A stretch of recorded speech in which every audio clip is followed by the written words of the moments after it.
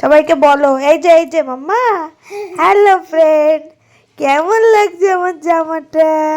আমার স্নান হয়ে গেছে, এই যে কি সুন্দর জামা। মেয়েকে স্নান করিয়ে এই যে আমিও স্নান করে চলে এসেছি। এখন একটু করব স্কিন কেয়ার।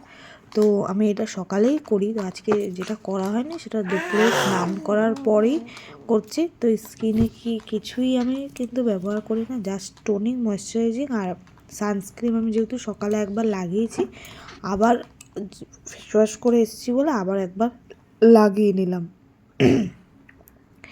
তো এরপরে যাব ভালো করে ফ্রেশ হয়ে চুল আঁচড়ে, তারপরে যাব হচ্ছে মেয়ের খাবার রেডি করতে।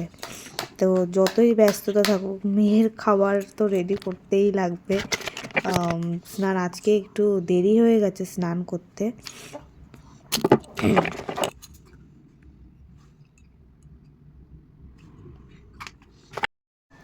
এবার আমার ঘরে কার্পেট দুটো পেতে নেব, এদিকে একটা পাতবো, এদিকে একটা পাবো। যেহেতু প্রচণ্ড ঠান্ডা, আর যাদের টাইসের ঘর আছে তারা বুঝতে পারবে যে কি ঠান্ডা ওঠে টাইসের ঘর দিয়ে।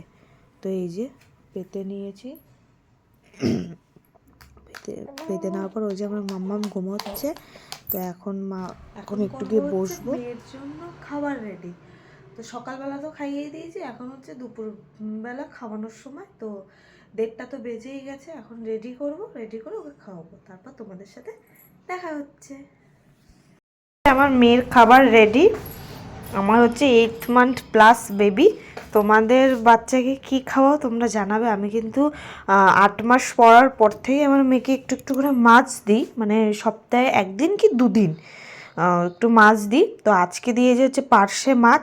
আর ভাতটা আমি কিন্তু মাঝে মাঝে পেস্ট করি, আবার করি না। তো আজকে করিনি। এইভাবে আমার মেয়ে কিন্তু দিব্যিভাবে খেয়ে নেয়।